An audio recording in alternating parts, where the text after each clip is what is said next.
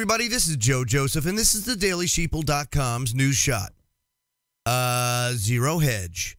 Another great piece. Oliver Stone rages against the deep state's, quote, wonderful job of throwing America into chaos.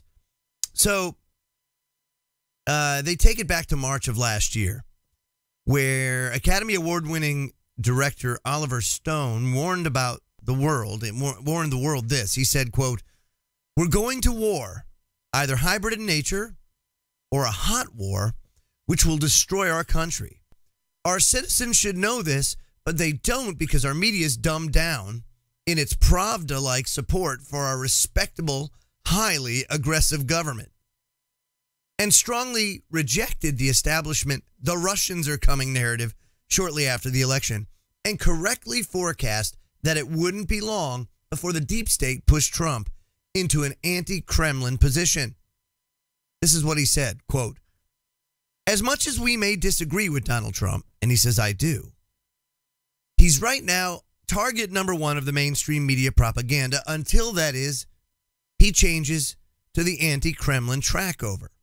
God knows, some kind of petty dispute cooked up by CIA, and in his hot-headed way, starts fighting with the Russians. Now, I never thought I'd find myself at this point in time praying for the level-headedness of a Donald Trump. That's what Oliver Stone said. And Stone was correct, and in his Facebook post last night, he expressed his disappointment at Trump and disgust for the deep state. And, of course, America's willful ignorance as well. Listen to this. He says, I confess, I really had hopes for some conscience from Trump about America's wars, but I was wrong. Fooled again.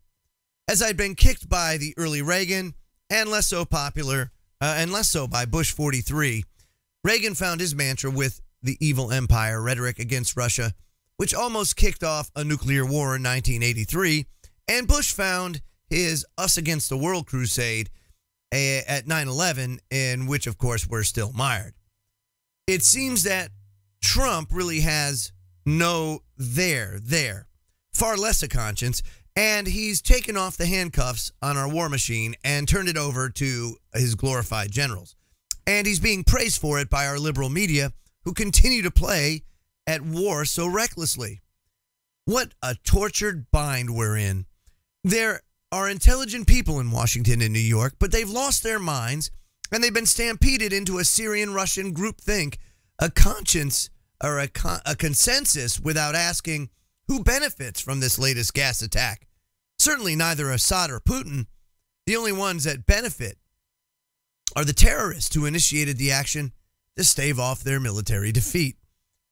It was a desperate gamble, but it worked because the Western media immediately got behind it with its crude propagandizing about murdering babies. No real investigation or time from a UN chemical unit to establish what happened, much less a motive. So why would Assad do something so stupid when he was clearly winning the civil war?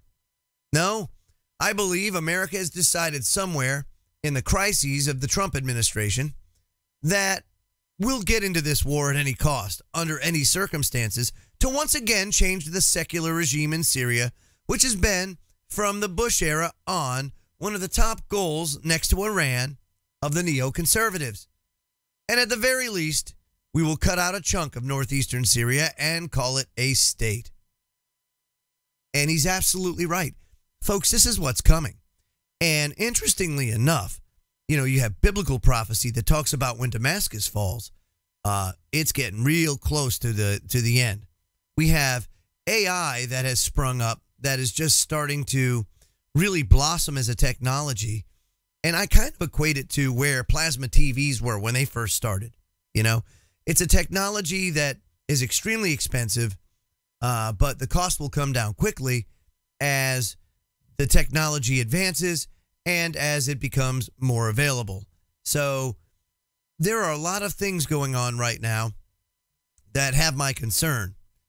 But one of them that is almost a sure bet is that we'll go to war with somebody because we're the United States and that's what we do.